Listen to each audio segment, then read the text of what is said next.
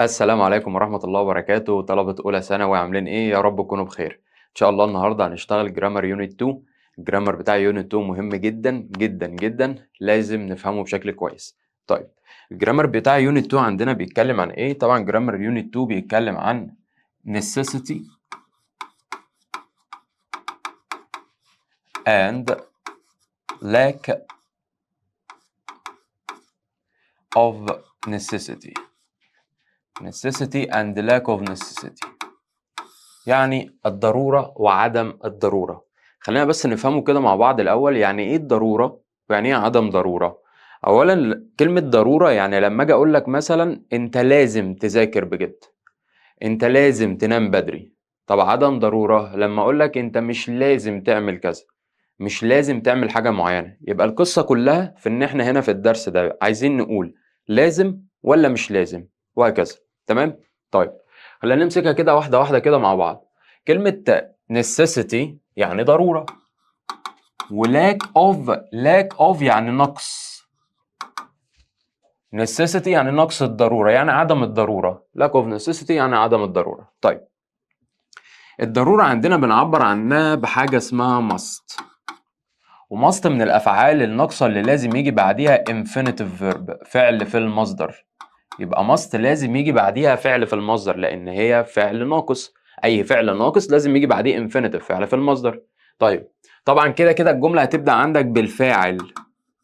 الجملة هتبدأ بالفاعل، تحط لي بعد الفاعل ماست، وبعد ماست يجي مصدر. مصدر مش تو مصدر، مصدر بس من غير أي إضافات ومن غير أي حاجة تانية. طيب، لما نيجي نقول مثلا كده you must do your homework، انت لازم تعمل واجبك.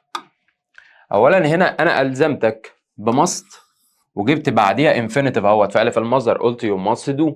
الالزام ده انت حضرتك براحتك فيه، ممكن تعمله وممكن لا. فماست والمصدر بتعبر لي عن حاجه اسمها الزام داخلي. يعني ايه الزام داخلي؟ يعني internal obligation. internal obligation يعني الزام داخلي، يعني حضرتك مخير فيه، يا اما تعمله يا اما ما تعملوش. يبقى ده كده اول استخدام لماست.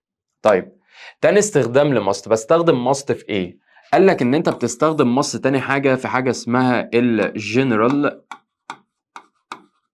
laws and rules، يعني في القواعد والقوانين العامة. general laws and rules يعني في القوانين العامة والقواعد. يعني ايه قانون عام؟ قانون عام زي مثلا الناس اللي هي بتركب مثلا موتوسيكل، المفروض ان هم يلبسوا خوذة وهم سايقين. فديت كده ده قانون موجود من الدولة، موجود على الناس كلها. خلي بالك من الحتة دي كويس قوي عشان نحتاجها قدام. قانون عام يعني بيطبق على الناس كلها، مش على فئة معينة، بيطبق على كل الناس. ده قانون عام موجود في الدولة كلها. يبقى إذن هنا استخدم must. فلما يجي يقول لي مثلا كده drivers must wear a helmet while driving، أثناء السواقة. drivers must wear a helmet while driving، ادي must جبت بعدها infinitive verb لان ده قانون عام. ده قانون عام. يجي يروح قايل لك كده مثلا it's law، ده قانون، او it's rule، دي قاعدة. يبقى معنى كده ان ده هنا استخدم must. طيب، تالت حاجة بستخدم فيها must، قال لي بستخدم must في حاجة اسمها strong advice، اللي هي النصيحة القوية. مش أي نصيحة، نصيحة قوية. يعني أنا بقول لك والله أنت لازم، أنت باين عليك إن أنت تعبان فلازم تروح تشوف دكتور، لازم تزور الدكتور. دي نصيحة قوية مش نصيحة عادية. نصيحة قوية يعني من الآخر فيها عشم كده. فلما أجي أقول لك مثلا you look ill، you must see a doctor. you must see a doctor، انت لازم تزور الدكتور لان انت يبدو ان انت مريض، فلازم تزور الدكتور. ادي ماست وبعدها فعل في المصدر لان دي كده سترونج ادفايس، دي نصيحة قوية. طيب، رابع حاجة بستخدم فيها ماست، قال لي كمان ان انا بستخدم ماست في حاجة اسمها warm invitation، يعني دعوة حارة، دعوة حارة، دعوة بعشم، مش عزومة مراكبية، دعوة حارة. مثلا قابلت واحد قريبك في الشارع، فرحت قايل له you must come and visit me. انت لازم تيجي تزورني، انت لازم تيجي تزورني، دي كده مش عزومة مراكبية، ده انت ماسك فيه تعالى. فبالتالي هنا must جه بعدها فعل في المصدر اهي، عبرت لي عن حاجة اسمها warm invitation. يبقى اذا انا بستخدم must في ايه؟ بستخدم must في الالزام الداخلي internal obligation، يعني الزام داخلي، يعني حضرتك مخير فيه، يا اما تعمله يا اما ما تعملوش، مش اجبار، يعني مش اجبار. طيب امال بستخدمها في ايه كمان؟ بستخدمها كمان في التعبير عن القوانين والقواعد العامة اللي موجودة على الناس كلها. بستخدمها كمان في السترونج ادفايس، في النصيحة القوية، والوارم انفيتيشن يعني الدعوة الحارة. طيب دي كده ماست. خلي بالك من حاجة بس، هي ماست ديت بريزنت، مضارع، ماست مضارع مش ماضي. ها، ماست بستخدمها في المضارع، وممكن كمان اشتغل مع المستقبل. بص عود نفسك دايما، عود نفسك، الحاجة المضارع ممكن تشتغل مع المستقبل انما تشتغلش مع الماضي، انما الماضي معاه ماضي بس، ما يشتغلش مع مضارع ولا مستقبل. يبقى اذا ماست ديت مضارع، فهتشتغل مع المضارع بس، وينفع استخدمها كمان مع المستقبل. طيب نفي ماست mustn't. ماست دي نفيها mustn't، وبما ان ماست بيجي بعدها مصدر، فيبقى mustn't هيجي بعدها مصدر infinitive. جميل. طب هو انا بستخدم mustn't في ايه؟ قال لك انت بتستخدم mustn't ديت في حاجه اسمها المنع والتحريم. يعني من الاخر لما تيجي تقول ممنوع، لو انا عايز اقول ممنوع ان انت تعمل الحاجه ديت، مش لازم او مش ضروري، لا ممنوع ان انت تعملها، ما ينفعش ان انت تعمل الحاجه دي، يبقى هنا استخدم mustn't. ممكن استخدم mustn't كمان في حاجه اسمها النصيحه، نصيحة برضو، ونصيحة قوية زي ماست، بس بما ان ماست منفية فتبقى النصيحة قوية منفية، اللي احنا بنقول عليه في العربي النهي، بنهيك عن فعل حاجة، بنهيك عن فعل حاجة معينة، فهنا استخدم ماست. مثلا داخلين المستشفى فبنروح قايلين you mustn't، معناها ممنوع، مش لازم، انت ممنوع smoke، ممنوع ان انت تدخن at hospitals، ممنوع ان انت تدخن في المستشفيات. هنا استخدمت mustn't لان الفعل ده ممنوع، ممنوع في المكان ده، يبقى معنى كده ان انا استخدم mustn't، وجالي بعديها infinitive اهوت فعل في المصدر. طيب في عندي مجموعة كلمات او مجموعة بدايل بتساوي mustn't، يعني اشوفها اعرف على طول ان انا هجيب هنا mustn't. اول ما تشوف دول في الجملة اعرف ان انت هتجيب mustn't، بس خلي بالك ممكن يجي يضحك عليك في معنى الفعل اللي بعد mustn't، هوريك دلوقتي ازاي. عندي مثلا من البدائل ديت، عندي حاجة اسمها it's not allowed، يعني غير مسموح، وطالما حاجة غير مسموحة هتبقى ممنوعة. ممكن اروح قايل لك it's not permitted، يعني مش مأذون بيه او مش مصرح بيه، يبقى معنى كده ان هو ممنوع. ممكن كمان اروح قايل لك it's forbidden، وخلي بالك قوي من الكلمات ديت، it's forbidden، it's prohibited، كل ده معناه ممنوع. it's prohibited، it's banned، اقول لك it's illegal، يا اما it's not legal، لان كلمة legal يعني شرعي. ممكن انفيها بطريقتين، يا اما احط قبلها not عشان عند verb to be، يا اما اقول احط قبلها il فتبقى كده اتنفت illegal، يبقى legal عكسها illegal. يبقى انا عشان اقول mustn't ممكن يلاقي عندي حاجة زي it's not allowed، it's not permitted، it's not legal، it's forbidden، it's prohibited، it's banned، it's illegal. كل دول معناهم mustn't، اول ما تلاقيهم في الجمله اعرف ان انت هتستخدم mustn't على طول. طب في حاجه كمان، في عندك مثلا تعبيرات زي it's a military area، دي منطقه عسكريه، يبقى ممنوع ان انت تصور هنا. it's against the law، يعني ضد القانون، او it's against the rule، ضد القاعده. طالما حاجه ضد القانون او ضد القواعد يبقى ديت كده ممنوعه. يبقى اذا لو انا لقيت حاجه من دول عندي في الجمله اجيب mustn't والانفينيتيف على طول. طب افرض عندي دول نفسهم وبيخيرني في الفعل اللي بعديهم، اجيب الفعل اللي بعديهم شكله ايه؟ قال لك مع دول بتستخدم بعديهم it's not allowed و it's not permitted و it's illegal و it's forbidden و it's prohibited و it's banned و it's illegal، كل ده بيجي بعديه to والinfinitive. اظبطي بقى. to والinfinitive. to والمصدر، مش مصدر بس. يعني اقول it's not allowed to smoke، it's not permitted to smoke، انما mustn't يبقى you mustn't smoke. مصدر يبقى mustn't اجيب بعدها infinitive بس، انما دول اجيب بعدهم to مصدر وبيساوي. طيب في تعبيرات تانية بقى ممكن استخدم فيها كلمة forbidden و prohibited و banned. كلمة forbidden و prohibited و banned، بس تحط لي قبليها مفعول عاقل اللي هو في اغلب الاحوال بيبقى يو، وتحط لي بعديها am او is او are. بس دول ساعتها لو جه قبليهم الشكل ده، يعني لو جه قبليهم مفعول am او is او are على حسب المفعول ده، احط بعديهم from و ing. ازاي يعني؟ يعني مثلا هنا في الجملة دي لو انا عايز استخدم الشكل ده هروح قايل ايه؟ you are forbidden from smoking. انت ممنوع من التدخين. you are forbidden from smoking. you are prohibited from smoking. انما لو قلت قبليهم it's هروح قايل it's forbidden to smoke، لان it دهيت هي دلت على القانون، انما هنا you مثلا دلت على المفعول اللي هو العاقل، فانت اللي ممنوع، انما it القانون بيمنع ان انت تدخن. يبقى اذا it's لو لقيت قبليهم it's قبل forbidden او prohibited او banned تحط بعدهم to مصدر.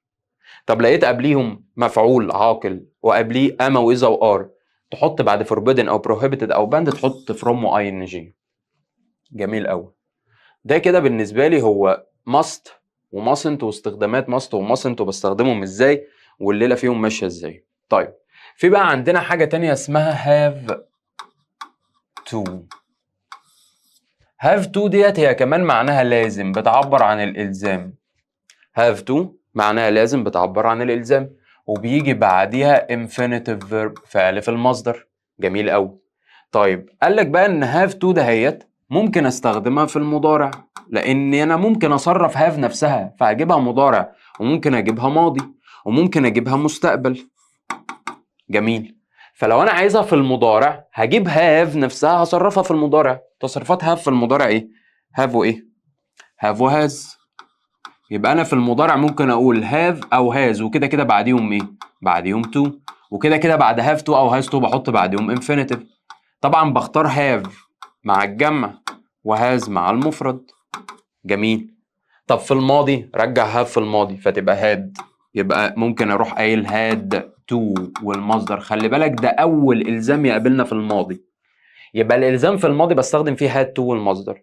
طب في المستقبل هروح حاطط قبلها will فتبقى will، وwill بيجي بعدها مصدر فتبقى will have to والمصدر في المستقبل. طب افرض انا عايز اقول مش لازم، يعني من الاخر عايز انفي الحاجات دي، هيبقى انا فيها ايه؟ قالك لو انت عايز تقول مش لازم في المضارع هتنفي have to او has to. طب هو انا اقول haven't او hasn't او hadn't؟ افتكر بقى، ما ينفعش اقول haven't او hasn't او hadn't الا لو بعديهم تصريف ثالث. طب هنا بعديهم تصريف ثالث لا، يبقى انا ما ينفعش اقول haven't to، ما ينفعش اقول hasn't to، ما ينفعش. طب هعمل ايه؟ قال لك في المضارع هتجيب don't او doesn't، فتروح قايل don't. لو انا عايز اقول مش لازم يبقى don't او doesn't، ودونت ودازنت ما بيحبوش بعديهم الفعل الا مصدر. يبقى انا ما ينفعش اقول don't has او doesn't has، ما ينفعش. او don't او doesn't have to والمصدر. يبقى اول ما تلاقي don't و doesn't يبقى بعدهم have to والمصدر. لو ناقص اي حاجه في ديت يبقى التعبير نفسه ما ينفعش. يعني لو don't have بس من غير to ما تنفعش، لازم تبقى don't او doesn't have to وبعدها فعل في المصدر. جميل. طب في الماضي خلاص نزل بقى don't و doesn't في الماضي فتبقى didn't، وبرضه didn't هيجي بعدها مصدر، مش هقول didn't had بقى، اقول didn't have to وبعدها برضه فعل في المصدر. طب في المستقبل انا اصلا عندي will فهنفي will نفسها، فاروح قايل want اللي هي اختصار will not، اختصارها want want have to وبعدها برضو فعل في المصدر. طب هل انا عندي حاجة بتساوي have to؟ في عندي حاجة بتساوي have to؟ قال لك قال لك دلوقتي انت عندك فعل اسمه need. need ممكن تساوي have to، ففي المضارع هتبقى need او needs. هحط للفعل اس لان مع المفرد، فتبقى need مع الجمع ونيدز مع المفرد، وكده كده برضو بعدها to والمصدر. طب في الماضي هات الماضي من need فتبقى needed وبرضو بعدها to والمصدر.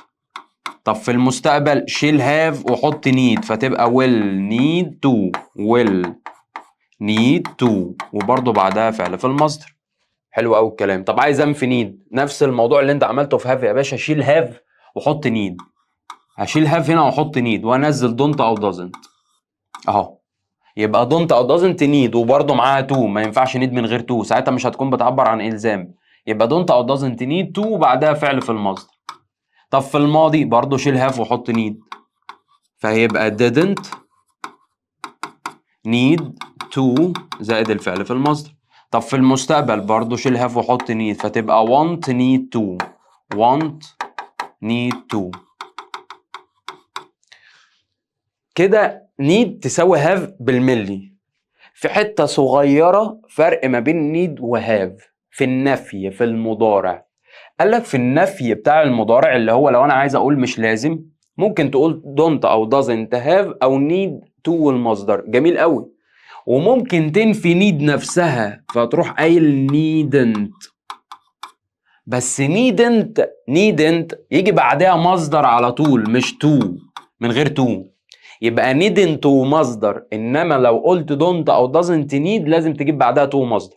يبقى don't و doesn't need to، انما needn't مصدر على طول بعديها. والتلاتة دول يساووا بعض، يعني don't have to هي don't need to هي needn't والمصدر. خلاص كده؟ جميل. طب هو انا بروح امتى اصلا اجيب الليلة دي؟ يعني امتى اروح اجيب have to اساسا؟ قال لك بتروح تجيب have to ده هي بتعبر عن حاجة اسمها الزام خارجي. يعني من الاخر انت مجبر عليه. مجبر عليه يعني ايه؟ يعني انا دلوقتي مثلا شغال في شركه، فعندنا اجتماع الاسبوع الجاي، فقال لك ان لازم كل الموظفين يجوا لابسين بدل. ده الزام منين؟ من الشركه. انت تقدر ما تروح من غير البدله؟ ما تقدرش، ساعتها مش هتحضر الاجتماع. يبقى ده الزام جاي من بره خارجي، مش انا اللي لازم نفسي، ده في حد تاني هو اللي الزمني، هو اللي اجبرني. يبقى اذا ده كده هستخدم معاه have to. يبقى معنى كده ان الالزام الخارجي ده اللي انا مجبر عليه، انا ما اقدرش اخالفه، فانا لازم اعمله، فهنا بستخدم have to. من الاخر انت مش مخير فيه، انت مجبر على الالزام ده اللي هو have to، يعني مضطر ان انت تعمله. طب انا دلوقتي يا مستر هتلخبط ما بين have to او سوري don't have to اللي هو النفي مع mustn't، هتلخبط ما بينهم، ومعظمكم بتلخبط ما بينهم. اقول لك على حاجه، mustn't دي بتعبر عن منع، ممنوع ان انت تعمل الحاجه ديت، يعني مش هينفع تعملها خالص. طيب بالنسبه بقى ل don't have to او don't need to اللي هو اللي معناها مش لازم، اتعامل معاها ان هي معناها كده مش لازم، يعني مش مضطر. لو انت لقيت نفسك في الجمله عايز تقول ممنوع يبقى mustn't. مش مضطر ان انت تعمل، لا انت مش مضطر ان انت تعمله، مش مجبر ان انت تعمله، يبقى هنا هاخد don't او doesn't have to، ولو في الماضي تبقى didn't have to، ولو في المستقبل تبقى won't have to والمصدر. طيب في عندنا بقى بيقول لك ان في حاجه اسمها necessary. كلمه necessary دهيت adjective، صفه. معناها ايه؟ معناها ضروري. necessary اللي هي معناها ضروري دهيت بيجي بعديها to والمصدر، وتلاقي قبليها يروح حاطط لك it. لو في المضارع تبقى it is، طب في الماضي تبقى it was، طب مستقبل تبقى it will، وهنزل المصدر من is او was اللي هو be. يبقى معنى كده ان كلمة necessary اللي هي معناها ضروري بتعبر عن الضرورة. هو في ايه؟ بتعبر عن الضرورة زي must. جميل، يعني ضروري ان انت تعمل ده. لو انا خليت verb to be اللي قبليها مضارع يبقى دي ضرورة في المضارع، خليته ماضي يبقى دي ضرورة في الماضي، طب خليته مستقبل يبقى دي ضرورة في المستقبل. طب عايز انفيها، عايز اقول مش ضروري، انفي verb to be، فتروح قايل it isn't necessary، it wasn't necessary، it won't be necessary. ما ينفعش اقول will necessary على طول، will لازم يجي بعدها فعل في المصدر. جميل. طب بعد necessary لازم احط to مصدر، مش مصدر بس، to ومصدر. طيب قال لك بقى necessary ده بتساوي حاجه اسمها بص انا كاتب لك قد ايه، قد دماغك اهي، necessity. كلمة necessity هي noun من necessary، فnecessity noun عشان كده حطيت قبلها وبرضو necessity هيجي بعديها to مصدر، هي necessary، بس الفرق ان ديت noun لازم احط قبلها يبقى لو لقيت لازم اقول بعدها necessity، انما ما ينفعش اقول necessary. خلاص؟ طيب necessity ديت تساوي برضو must. must must هي النون من must بس يجي بعدها مصدر infinitive من غير اي حاجه. طب must بما انها بتساوي necessity فهيجي بعديها to ومصدر، يبقى necessary to المصدر تساوي necessity to مصدر تساوي must to مصدر.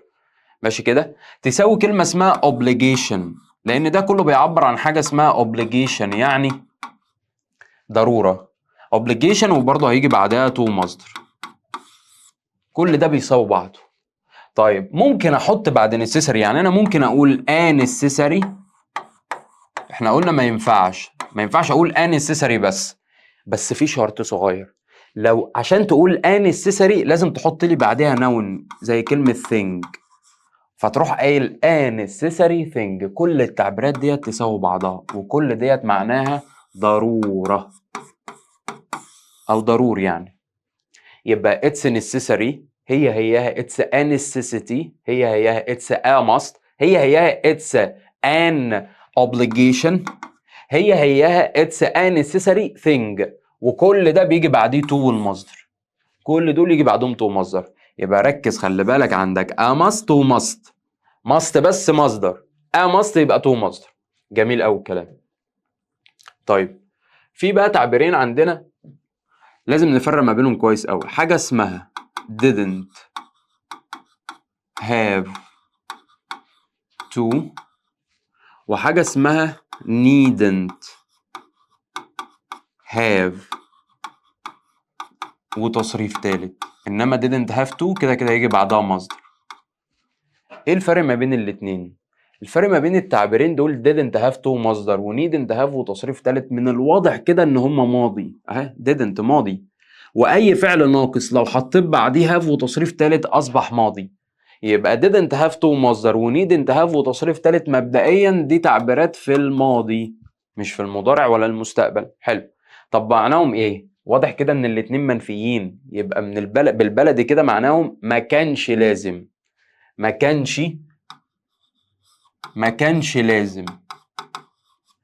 كانش لازم تعمل الفعل ده، ما كانش لازم تعمل الفعل ده اللي هو جاي بعديهم، ما كانش لازم تعمل ده او ما كانش لازم تعمل ده. حلو. طب امال الفرق هيجي فين؟ لحد دلوقتي الاتنين شبه بعض، الاتنين ماضي والاتنين معناهم ما كانش لازم. الفرق فين بقى؟ الفرق في ان انت لو الحاجة ديت ما كانش لازم تعملها وما عملتهاش، لو الحاجة دي ما كانش لازم تعملها وما عملتهاش فعلا يبقى didn't have to مصدر. طب لو ما كانش لازم تعملها ولكن عملتها، ما كانش لازم تعملها بس انت عملتها، يبقى needn't have وتصريف تالت. طب تعالى نشوف مثال. لما اجي اقول لك مثلا كده وانت مروح من الدرس، مثلا ماما كانت قايله لك او انت جبت عيش وانت مروح من الدرس، رحت جايب عيش وانت مروح، فما روحت ماما قالت لك ما كانش لازم ان انت تجيب عيش، احنا عندنا، ما كانش لازم ان انت تجيب عيش، احنا عندنا عيش. فهنا استخدم needn't have وتصريف تالت. ليه؟ لان انا بقول لك ما كانش لازم ان انت تشتري عيش. you needn't have bought bread، you needn't have bought bread. we already have a lot.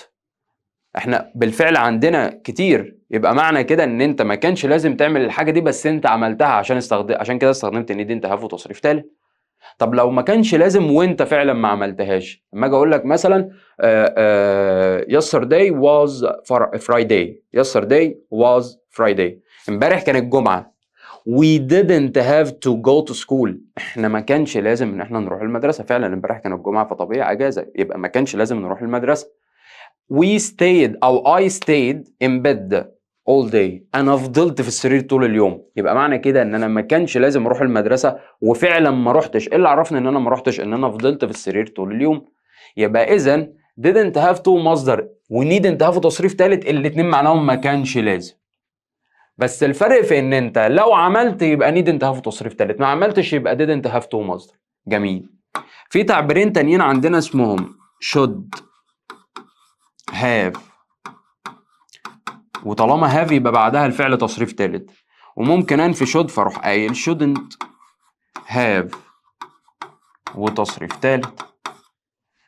من الواضح كده ان برضو دول في الماضي عشان عندي have وتصريف ثالث بعد الفعل الناقص، يبقى اذا دول كده ماضي.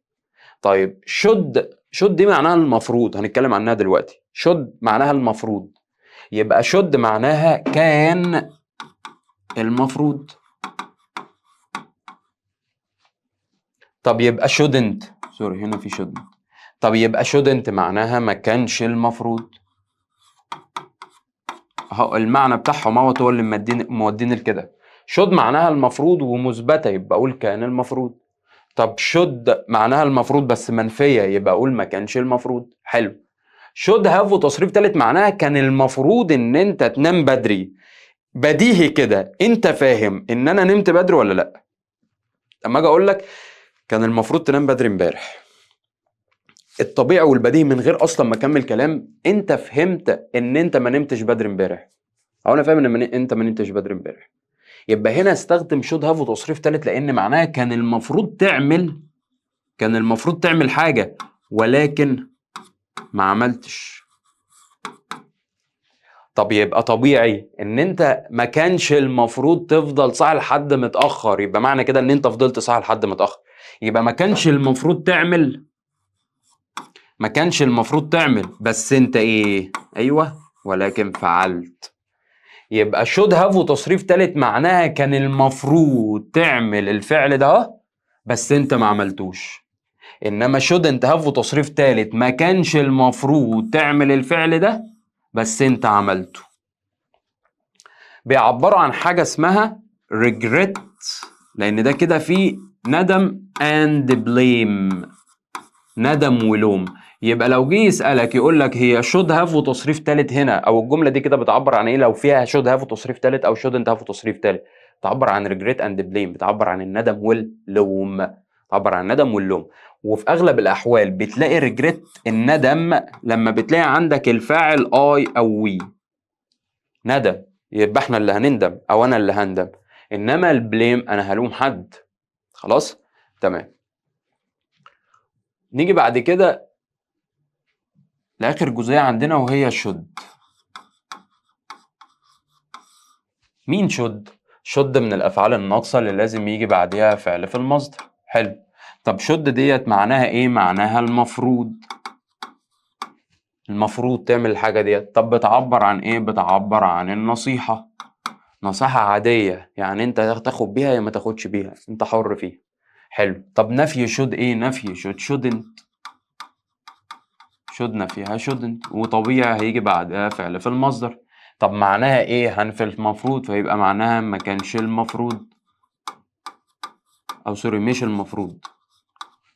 المفروض ان انت تعمل كده، او ما ينفعش تعمل الحاجه دي. طيب should بيجي بعدها فعل في المصدر. لما اجي اقول لك مثلا you should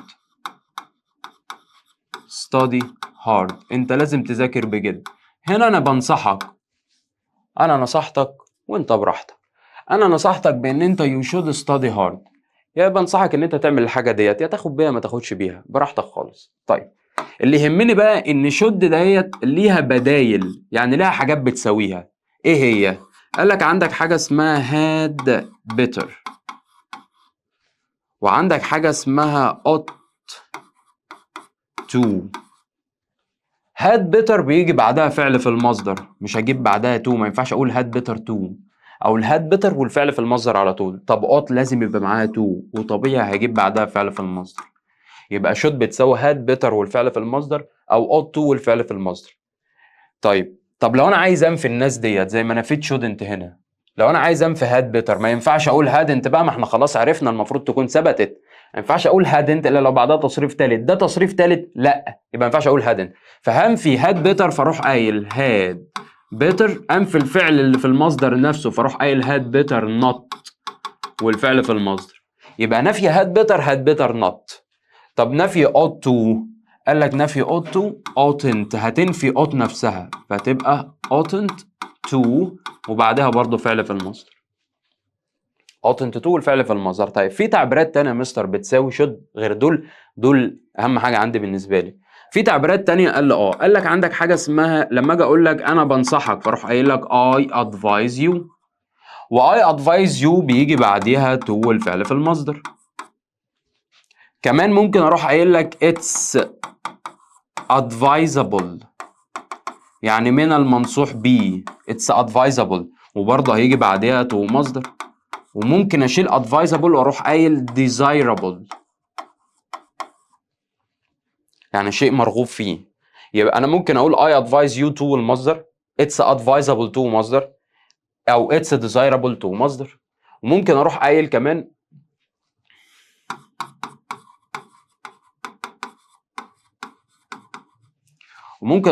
كمان it's a good idea، فكرة جيدة، وهجيب بعدها برضو to مصدر. حلو. ممكن اروح قايل لك it's important، من المهم، هجيب بعدها برضو to مصدر. اي it's، بص كده، اي it's وصفة، it's وصفة دايما تلاقي بعدها to مصدر، دي ثوابت. زي هنا اهو، ادي it's جبت بعدها صفة يبقى بديهي بعدها to مصدر. زي فوق necessary صفة يبقى طبيعي بعدها to مصدر. يبقى it's والصفة بعدها to مصدر من غير ما تقعد تحفظ بقى، بس انت لازم تميز الكلمة نفسها هي صفة ولا اسم ولا ايه بالظبط. طيب ممكن كمان استخدم الحالة التانية الاف اللي هي if I were you. if I were you I would والمصدر، لو انا مكانك كنت عملت كذا، ما دي نصيحة. طب انا عايز انفي الناس ديت، قال لك ممكن تنفي هنا I advise you to المصدر، ممكن تنفي to المصدر فيبقى انا فيها not to مصدر، I advise you not to والفعل في المصدر.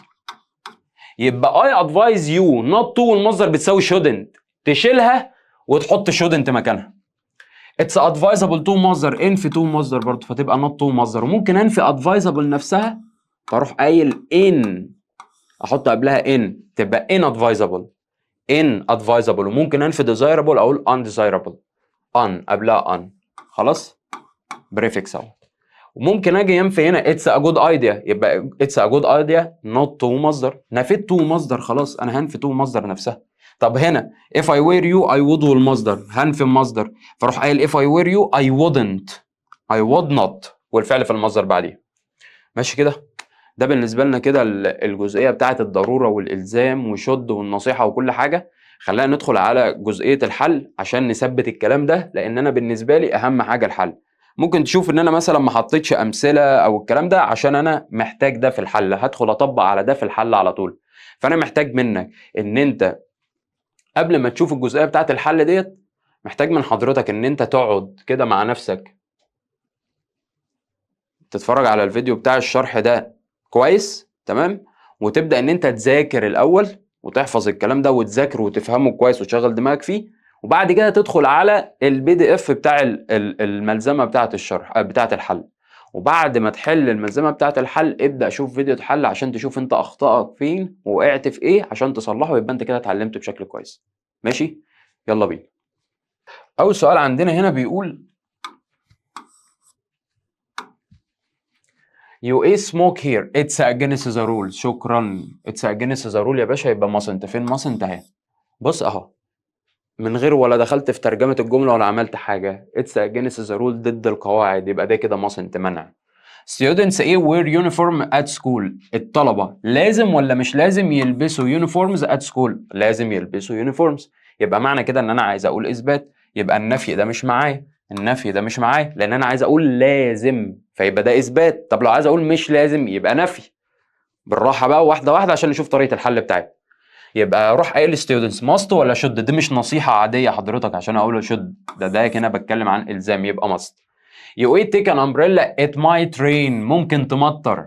فوالله بص بقول لك ايه، ممكن انت خد شمسية معاك عشان ممكن تمطر، يعني وانت براحتك يا اما تاخد يا اما ما تاخدش. انا بقول لك يو ايه تيك، انت لازم او المفروض ان انت تاخد امبريلا معاك، خد امبريلا معاك، يبقى عايز اثبات مش نفي، فمثلا انت مش معايا.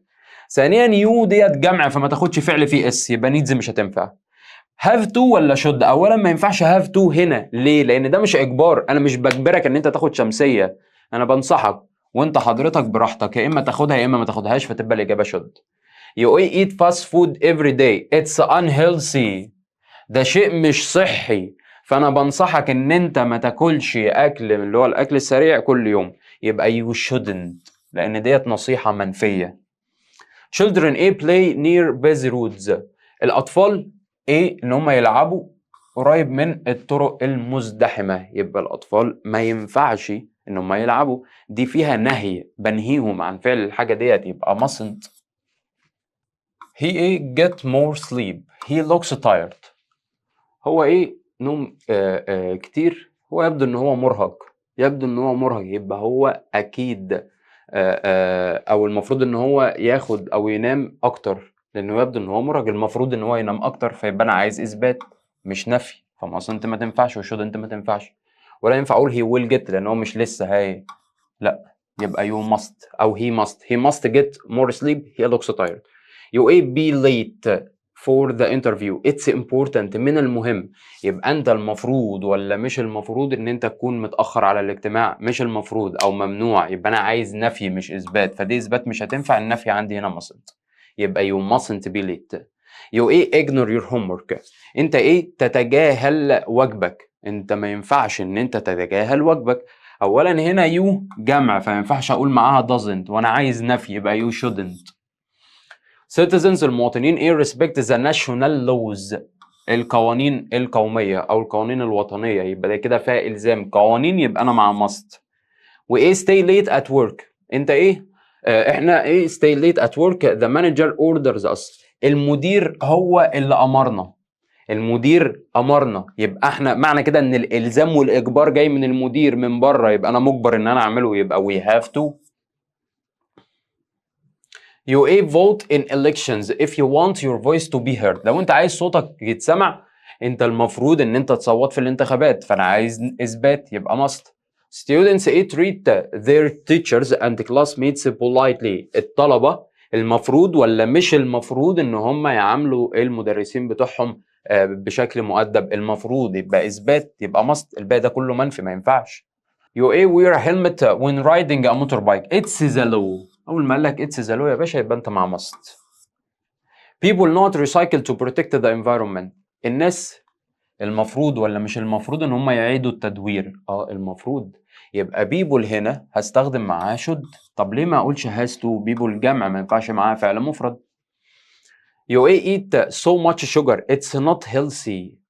مش صحي، يبقى انت تاكل ولا ما تاكلش؟ ما تاكلش، يبقى نفي، يبقى انا مع shouldn't، ودي هنا نصيحة وانت حر. you take an umbrella it's going to rain. دي هتمطر، دي هتمطر، يبقى you should take an umbrella، دي زي الجملة اللي فوق. I finish this report by 5 p.m. أنا المفروض إن أنا أخلص التقرير ده بحلول الساعة 5، يبقى أنا المفروض يبقى I have to، لأن ده كده إلزام وآي بتاخد have، ما ينفعش أقول mustn't لأن أنا عايز أقول لازم، أو المفروض has ما تجيش مع I ولا shouldn't، ده نفي.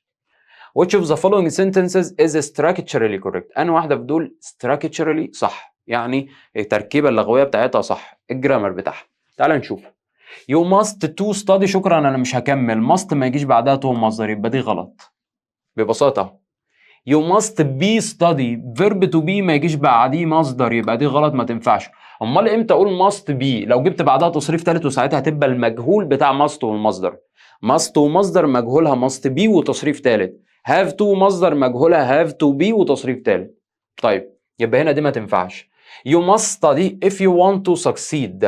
طبعا ادي must جبت بعدها فعل في المصدر، فدي الاجابه بتاعتي مظبوطه. طب بص على الاخيره كده، you must to study. يا باشا must ما يجيش بعدها to، يبقى دي غلط.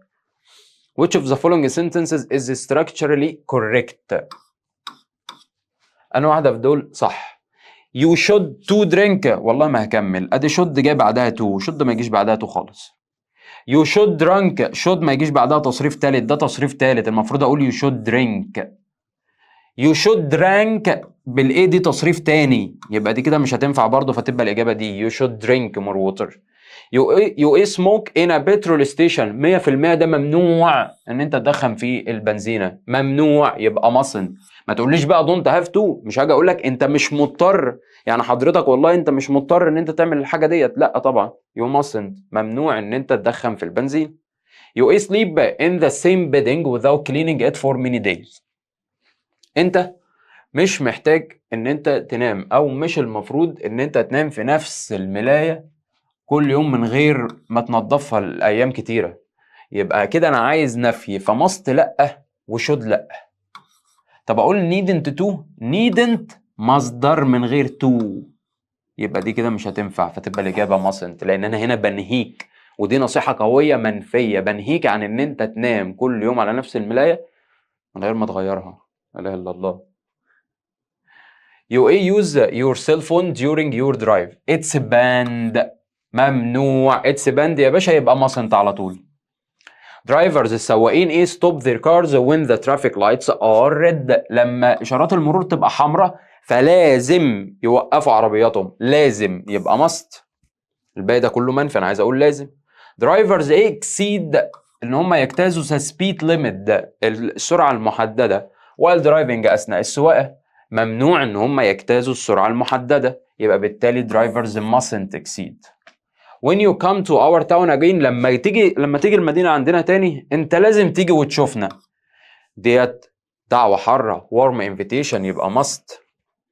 When you go to Egypt، لما تروح مصر you visit the pyramids they are fantastic. لما تروح مصر انت لازم، او لما تروح مصر انت لازم تزور الاهرامات، وانت حضرتك براحتك، يا اما تزورها يا اما ما تزورهاش. فانا هنا كده بعمل لك الزام باستخدام مست. انا هنا بقول لك والله انت براحتك، لما تروح الاهرامات انت المفروض تزور الاهرامات، لما تروح مصر انت المفروض تزور الاهرامات، فانت براحتك، ممكن تعملها او ممكن لا. You take photographs here. It's a military area. دي منطقة عسكرية، يبقى mustn't على طول. We speak when the teacher is speaking.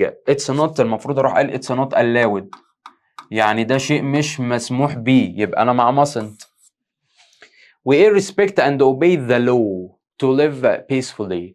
احنا نحترم ونطيع القانون عشان نعيش بسلام، يبقى احنا لازم، يبقى we must. There is a no smoking sign. في إشارة بتقول أو لفتة بتقول مفيش تدخين، يبقى we smoke here، يبقى we mustn't، لأن ده كده منعه، يقول لك مفيش تدخين. It's advisable not to، بس أنا مش هكمل. It's advisable not to والمصدر بتساوي shouldn't. بص أنا ما كملتش بقية الجملة، عارف الإكسبريشن هنا، هو جه ضحك عليا في الفعل، جه ضحك عليا في معنى الفعل نفسه. بص كده بيقول لي ايه؟ It's advisable not to throw this tool away. مش من المنصوح بيه، او مش المفروض ان انت تتخلص من الادوات دي، يبقى you keep it، يبقى انت المفروض تحتفظ بيها، يبقى you must مش shouldn't، يبقى you must keep it. It isn't to climb. It isn't ما ينفعش اجيب بعديها اصلا banned. ليه؟ لان ban نفسها بتدل على النفي. اقول it's banned مش it isn't banned. اقول it's forbidden مش it isn't forbidden، لان banned و forbidden بيدل على المنع. طب اقول it isn't permission دي يا باشا اخرها ION، يبقى معنى كده ان دي noun اسم، وما ينفعش اقول it's واسم وبعديه تو مصدر، اقول it's وصفه اللي هي عندي هنا allowed، يبقى it isn't allowed to climb. دي لو كانت permitted، لو كانت permitted اللي هي الصفة منها كانت تنفع. احمد hurt his shoulder during the match and go to hospital for treatment. اولا هنا عندي احمد جاي بعديها فعل. حلو. احمد ده فاعل ايه؟ مفرد. جميل قوي. الفاعل ده المفرد دوت في المضارع الفعل اللي بعده بيبقى اخره اس. طب افرض الفعل اللي بعده الثلاث تصريفات شبه بعض hurt. يبقى اذا المفروض لو انا في المضارع فهقول بعد احمد المفروض اقول hurts لو انا بتكلم في المضارع. طب بما انه جايبها لي hurt بس احمد hurt، يبقى معنى كده ان hurt تصريف تاني. يبقى دي كده يبقى انا كلامي هنا في الماضي، فاي حاجه مضارع هشيلها. فهاز تو مضارع هشيلها. needs to مضارع، اصلا needs to بتساوي has to typical، مفيش فرق. طب اقول should ولا had to؟ لا ده هو مش should، انا ما بقولش نصيحه ان هو and should go to hospital والمفروض ان هو يروح المستشفى، لا and had to ماضي وكان لازم. يبقى احمد hurt his shoulder during the match. احمد جرح او اذى كتفه اثناء الماتش وكان لازم يروح المستشفى للعلاج. do you، بص do ده اهي، لو لقيت بدايه السؤال بتاعك do او does او did وانت مغمض خش اختار have to جوه. فين هي؟ اهي. يا اما have to يا اما need to. يعني عشان اقول need مكان have اقول need to. هنا need معاش to يبقى مش هتنفع. اللي بعده هنا بيقول لي it's a الآ ده اهي لازم يجي بعدها noun اسم، يا اما adjective صفة زائد اسم، صفة زائد noun. فانا هبص بعد النقط لقيت تو مصدر يعني مفيش اسم، يبقى انا عايز بعد الآ ده هي noun هنا اسم. should اسم؟ لا. necessary اسم؟ لا دي صفة يبقى ما تنفعش. عندي must و advice. كلمة advice اسم لا يعد، يعني ما ينفعش يجي قبلها اصلا ولا ان، يبقى advice ما تنفعش. فتبقى الاجابه عندي هنا must. it's a must to get a doctor at once. it's a must. you ate to eat cheese and drink milk to get calcium. you ate to eat cheese. انت ate to ده بعد النقط to مصدر، يبقى must مش هتنفع، mustn't مش هتنفع، should مش هتنفع، فتبقى الاجابه to مصدر ought to. يبقى you ought to eat دي معناها you should eat على طول، لان must ما يجيش بعدها to، mustn't ما يجيش بعدها to، should ما يجيش بعدها to، يبقى الاجابه عندي هنا ought. it's no barking here مفيش ركنه هنا، يبقى you ate to bark. to مصدر، must ما يجيش بعدها to مصدر، mustn't ما يجيش بعدها to مصدر، needn't ما يجيش بعدها to مصدر، فتبقى الاجابه aren't allowed مش مسموح لك ان انت تركن في المنطقه دي. there is a lot of dust في تراب كتير on the bookshelf على الرف بتاع الكتب، يبقى you clean your room more often. انت المفروض ان انت تنظف اوضتك اكتر من مره. يبقى اقول mustn't انا عايز اقول المفروض مش نافيه، يبقى انا عايز اقول اثبات فانا هشيل المنفي. اقول have ما يجيش بعدها مصدر، have to ومصدر، فتبقى الاجابه هنا must. I have already watered the plants انا بالفعل رويت النباتات، يبقى you ate to do it again. يبقى انت مش محتاج مش مضطر ان انت تعمل كده، يبقى انا عايز نفي كله منفي. طب انا عندي بعد النقط to مصدر فانا هشيل اللي ما بيجيش بعدها to مصدر، يبقى هشيل shouldn't ما يجيش بعدها to مصدر، needn't ما يجيش بعدها to مصدر، mustn't ما يجيش بعدها to مصدر، تبقى الاجابه don't need to. it's necessary to wear your uniform يبقى you wear it. it's necessary to والمصدر ديت معناها must. يا اما ممكن اقول should عادي، يبقى ضرورة ان انت ترتدي your uniform، يبقى you wear it. لا هنا اقول have to، يبقى you have to wear it انت لازم ترتديها وده اجبار. it's a for all of us to protect the country from any danger. it's a أو an. الأ والأن أنا عايز بعديها noun، فhas to فعل، necessary صفة مش هتنفع، importance يعني أقول it's a أو an importance من المهم، لأ it's a أو an must. it's a must for all of us to protect the country from any danger. وخلي بالك من for all of us for all of us. ممكن اجيب بعد it's a must for والمفعول وبعد كده to المصدر، يا اما اقول to والمصدر على طول. يا فور والمفعول تو مصدر يا اما تو مصدر على طول. tourists السياح ايه take their passports، اكيد السياح لازم ياخدوا الباسبورتات بتاعتهم with them when they go abroad لما بيسافروا للخارج. يبقى tourists انا عايز اقول لازم يبقى must. yesterday امبارح، شكرا. yesterday يا باشا يبقى انا عايز ماضي، فهاف مضارع مش هتنفع، must مضارع مش هتنفع، needn't مضارع مش هتنفع، فتبقى الاجابه عندي هنا هاد وجاي بعدها تو اهيت.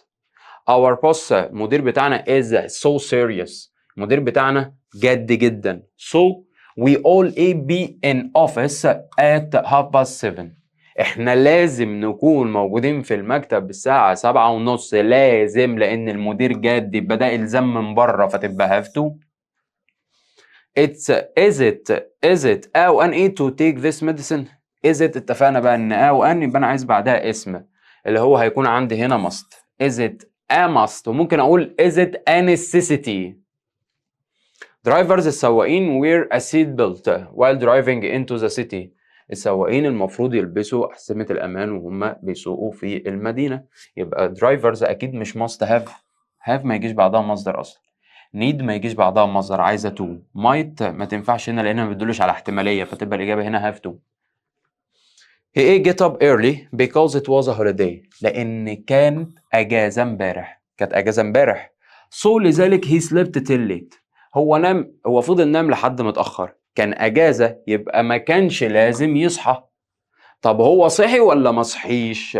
ده فضل نايم لحد متأخر يبقى ما صحيش، يبقى ما كانش لازم يصحى وما صحيش، ما كانش لازم يعمل وما عملش، يبقى didn't have to مصدر، فتبقى الإجابة هنا didn't have to. طب أنا متلخبط ما بين didn't have to و needn't have ومش في دماغي كل الكلام ده، أعمل إيه؟ needn't have عايزة بعدها تصريف تالت. طب وهي get تصريف تالت؟ ده مصدر. إيه you play music loudly I have to concentrate on my study، أنا لازم أركز في مذاكرتي، يبقى you play music loudly، هو أنت لازم تعزف أو لازم تعزف موسيقى بصوت عالي، هو أنت لازم تعمل كده؟ must. دي اللي ينفع أبدأ بيها السؤال هنا لأن أنا بتكلم عن إلزام، ما ينفعش كان ولا كود لأن دي مش قدرة. عماد قط لسه بقالين الفكرة، ادي عماد مفرد عشان اقول بعدها فعل التصريفات التلاتة بتوعه زي بعض لازم احط اخره اس لان ده مفرد لو مضارع.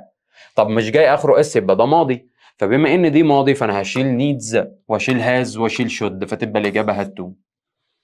I can give you a lift to the airport، انا ممكن اوصلك لحد المطار. You need to take a taxi، انت مضطر ان انت تاخد تاكسي ولا لا؟ اولا انا عندي هنا بعد النقط to مصدر فيبقى هشيل needn't واشيل must.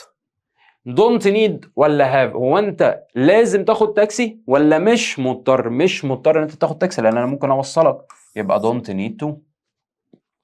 علي lost all his money، علي فقد فلوسه كلها. so لذلك he borrow some from a friend، عشان كده هو كان لازم. علي lost هو فقد خلاص في الماضي، ها، عشان كده هو كان لازم so he had to borrow مين؟ borrow يا ابني فوق يابا. محمد not take his sunglasses because it was cloudy.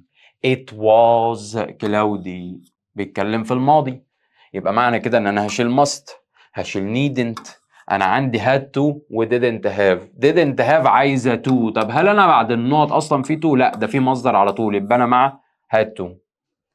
you promote your career skills it's highly recommended، انت ايه تقوي او تعلي يعني المهارات المهنيه بتاعتك، دي حاجه موصى بها it's highly recommended يعني حاجه مقترحه او موصى بها، يبقى انت لازم خلي بالك ده كده عباره عن نصيحه لان recommend بتعبر عن نصيحه، فإتس highly recommended بتعبر عن نصيحة والنصيحة بستخدم معاها should وبديل should ought to.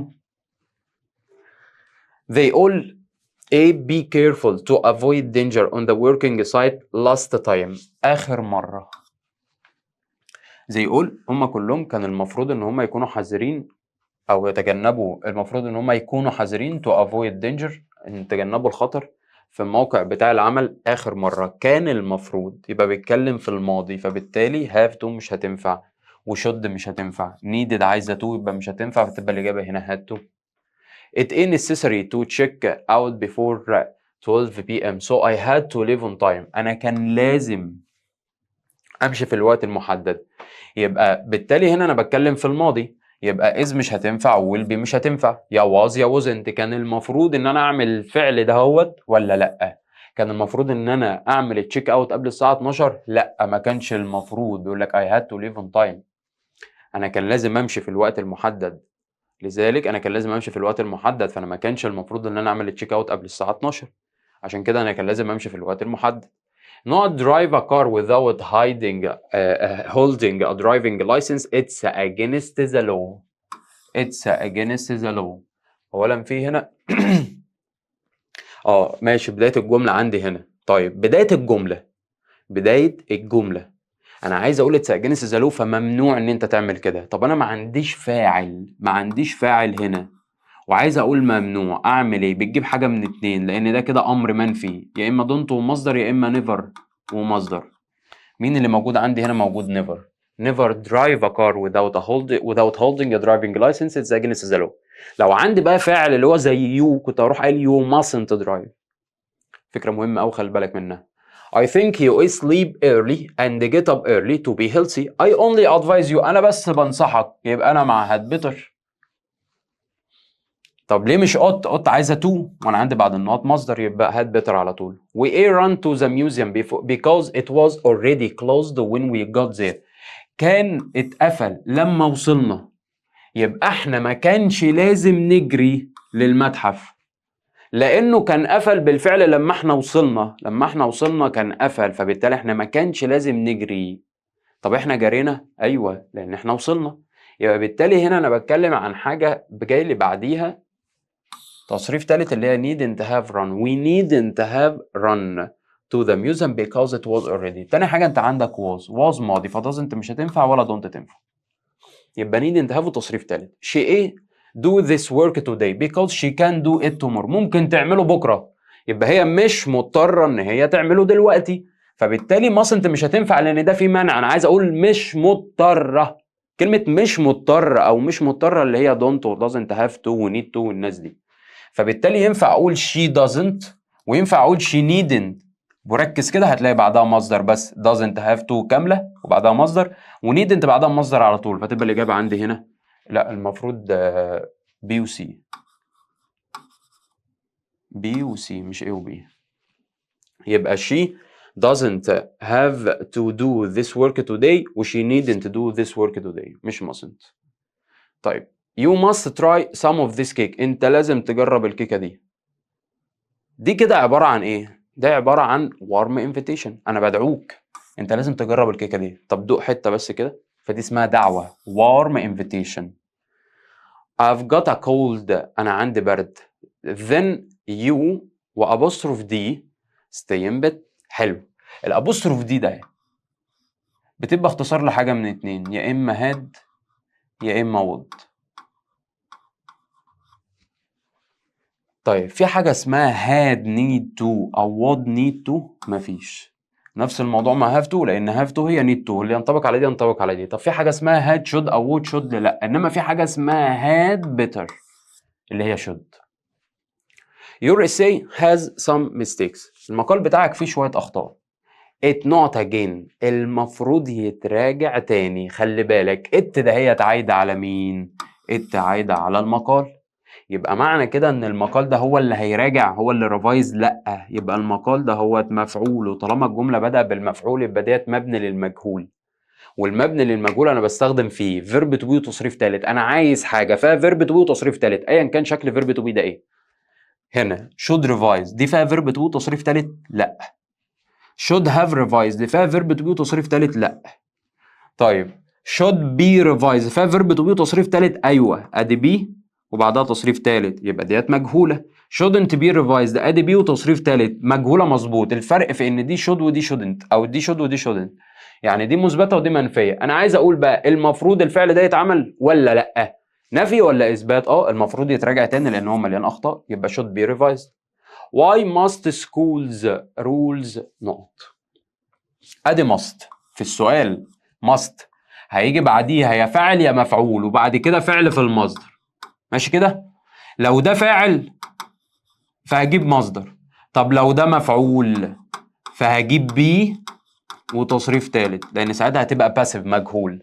طب هي السكول رولز هي اللي هتتبع، هي اللي هتعمل الفعل ده؟ لا، ده هي اللي هيقع عليها الفعل. يبقى اذا السكول رولز دي مفعول، يبقى انا عايز بي وتصريف تالت. فين بي وتصريف تالت يا عم؟ اهي بي followed. I don't know what aid to solve this problem. I need your urgent advice. انا عايز نصيحتك، انا عايز نصيحتك، انا ما اعرفش المفروض اعمل ايه في المشكله دي. المفروض انا اعمل ايه في المشكله ديت؟ المفروض ان اي ديت بتتكتب كابيتال، اي دي كده كلها كابيتال، اي في اي حته في الجمله كابيتال.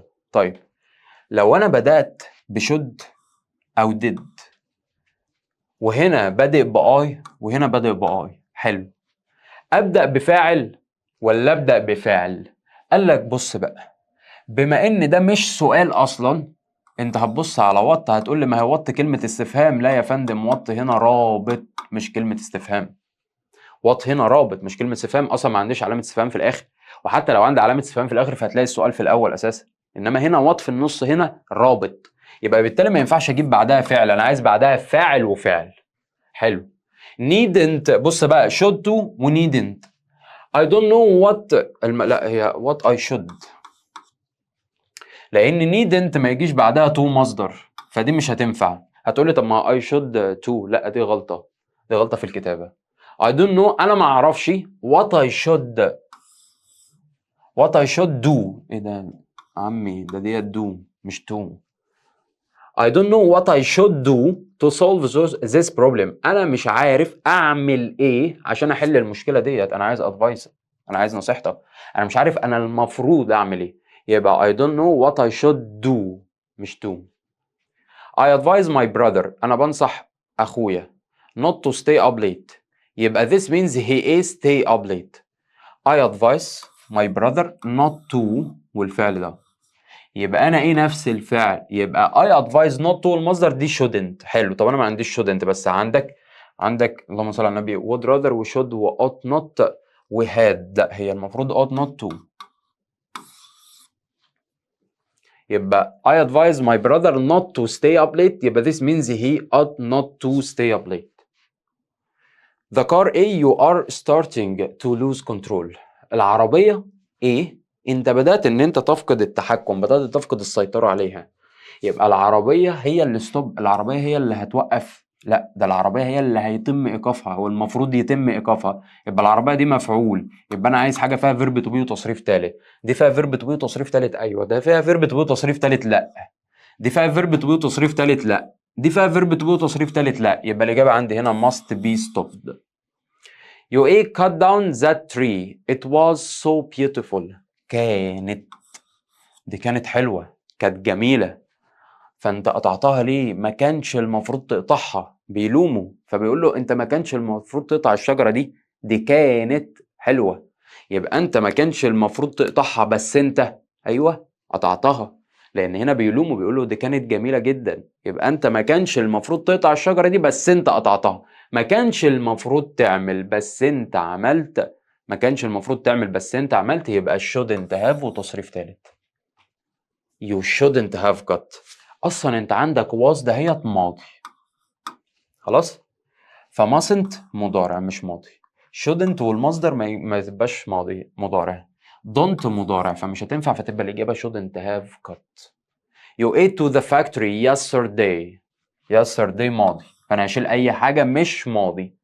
needn't ومصدر مضارع مش هتنفع. had to ماضي ايوه، needn't have تصريف تالت ماضي ايوه، mustn't مضارع مش هتنفع.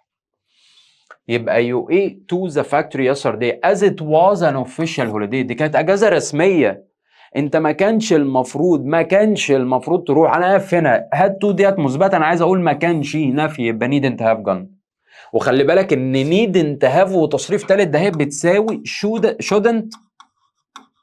shouldn't have وتصريف تالت. يبقى needn't have وتصريف تالت هي shouldn't have وتصريف تالت. You mustn't eat too much salt. انت ممنوع، ما ينفعش ان انت تاكل ملح كتير. يبقى this is ايه؟ دي كده عبارة عن ايه؟ mustn't ومصدر بتعبر عن يا اما منع يا اما نصيحة، يبقى very strong advice. دي very strong دي advice نصيحة. This is advice. mustn't ومصدر ديت advice نصيحة، لأن أنا بنهيه. ما احنا اتفقنا إن mustn't ممكن منع وممكن نهي، يعني نصيحة قوية منفية. You missed the agreed party last night. أنت فاتتك حفلة جامدة جدا امبارح. You come. أنت كان المفروض تيجي بس أنت ما جيتش، لأن أنت فاتتك الحفلة. يبقى كان المفروض تيجي بس أنت ما جيتش، يبقى هنا كان المفروض اللي هي should have وتصريف تالت. كان المفروض تيجي بس أنت ما جيتش. It is a get up early. It is not get up early. أنا عندي بعد النقط get مصدر. حلو. اولا must بتعوز قبلها فاعل مش it is. ما ينفعش اقول it is must، اقول it's a must. وما ينفعش اقول it's better، لان it's better دي كده صفه adjective جميل. وانا لسه قايل لك من شويه اي it's وصفه يجي بعدها to مصدر مش مصدر، فبيتر بس ما تنفعش، better to هي اللي تنفع. طب ليه necessity ما تنفعش مع ان necessity المفروض يجي بعدها to مصدر؟ ايوه انا ما عنديش بعدها to مصدر. ونecessity كمان ما تنفعش لان انا المفروض اقول a necessity. Why must you mispronounce my name every time؟ انت ليه كل مرة بتنطق اسمي غلط؟ This is a ده كده عبارة عن ايه؟ Why must you؟ انا هنا كده انا كده بعمل ايه؟ هل انا كده بنهي؟ must دي كده بتنهي prohibition؟ لا. طب هل ده necessity ضرورة؟ لا. طب هل ده criticism؟ ايوه. نقد، انا بنتقدك، مش suggestion، مش اقتراح. انا مش بقترح عليك، انا بقول لك هو انت ليه كل مره بتغلط في اسمي؟ هنا انا بنتقدك، بنتقد الفعل بتاعك، يبقى ده اسمه criticism. You must smoke in a sleeping room.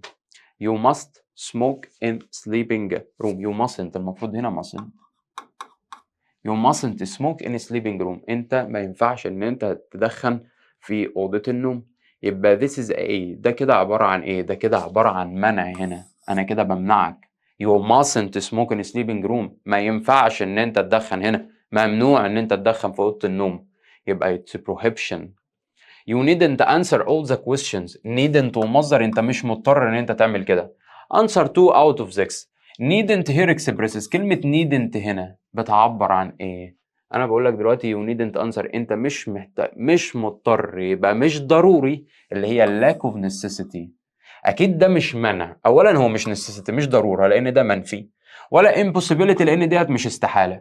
ما ينفعش اقول هنا ده prohibition ده منع، لان انا بقول لك انت مش مضطر. needn't ومصدر معناه مش مضطر اللي انت تعمله، فانا هنا كده مش بمنعك، لان انا بقول لك مش مضطر ان انت تعمل ده، بس انت ممكن تعمله، يعني مش ضروري ان انت تعمله، يبقى lack of necessity.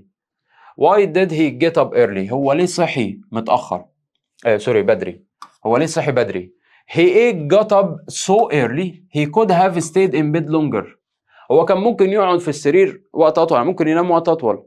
هو ليه صحي بدري؟ يبقى هو ما كانش مضطر يصحى بدري، ما كانش لازم يصحى بدري بس هو صحي بدري. فما كانش لازم يصحى بس هو صحي، يبقى need انتهى في تصريف ثالث.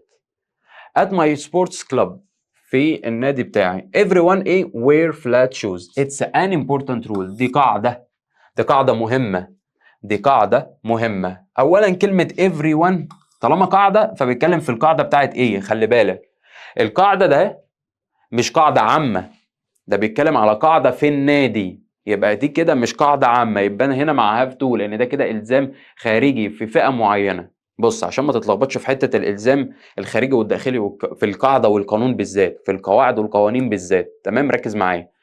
القواعد والقوانين لو عامة على الكل، على الناس كلها في كل حتة، يبقى دي كده must. طب لو بيتكلم عن قاعدة أو قانون في شركة، في نادي، في مكان معين، على الفئة ديت بس، على الناس دي بس، يبقى أنا هنا مع have to. حلو. فبالتالي أنا هنا مع have to أو need to أو الحاجات دي. must مش هتنفع أصلا، must ما يجيش بعدها to. حلو. everyone every بتعامل معاملة المفرد. كلمة every الفعل بتاعها بيبقى مفرد، فعل مفرد، يبقى have to مش هتنفع. need مش هتنفع أقول has to، المفروض أقول needs to. It's أو أن to study hard to get high mark. It's أو أن، الأو والأن ما يجيش بعدها advice لأنها اسم لا يعد، ولا أقول necessary لأنها صفة، إنما ولا أقول should، أقول it's a necessity أو it's a must. It's advisable to do exercise. it's advisable to والمصدر ديت معناها should. يبقى you should follow مش should to follow. It's advisable to do exercise يبقى you should follow a diet. ماشي. Haven't they given you the money back yet؟ هم لسه ما رجعوش منفى اهو، هم لسه ما رجعوش الفلوس بتاعتك لحد دلوقتي. كانوا المفروض يعملوا ده، كانوا المفروض يعملوا ده. عندي هنا كلمة ذات. كان المفروض يعملوا ده اللي هو كان المفروض يرجعوا الفلوس بس هم ما رجعوهاش لحد دلوقتي. يبقى كان المفروض يعملوا بس هم ما عملوش، يبقى should have وتصريف تالت should have done that. I'm really tired انا متعب. I'm really tired انا متعب دلوقتي.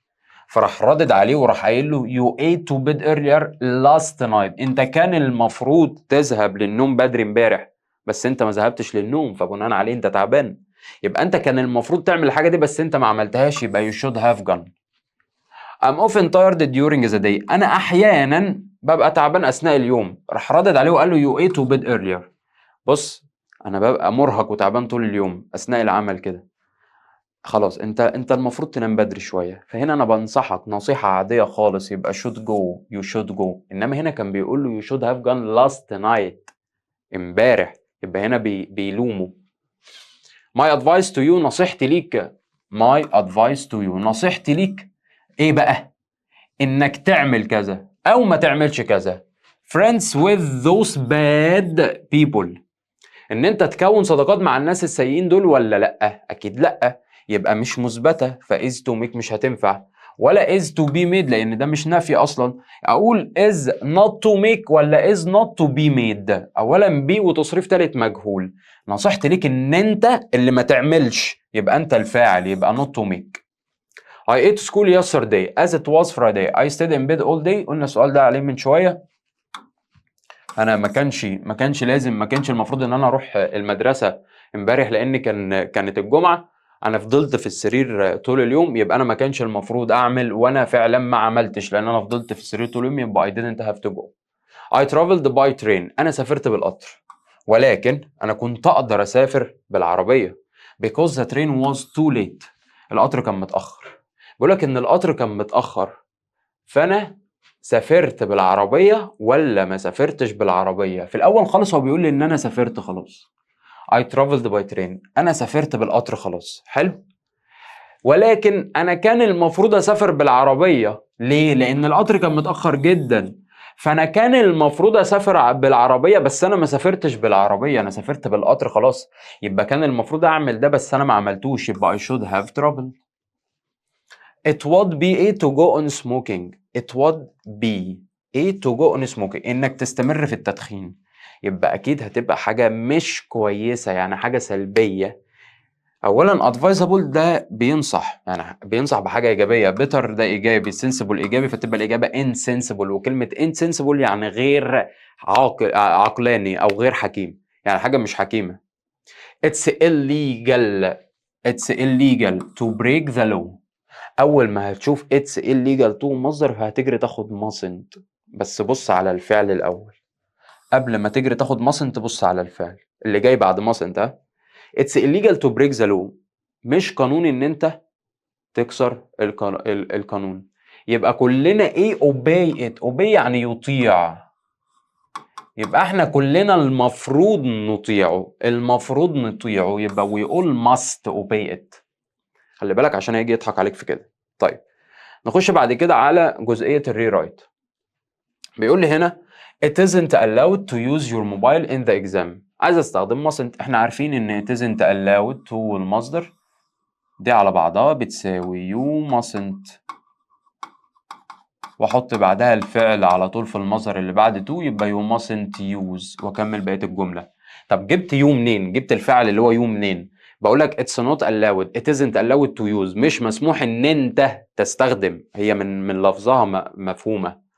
it's a good idea to study regularly for better results. عايز استخدم should.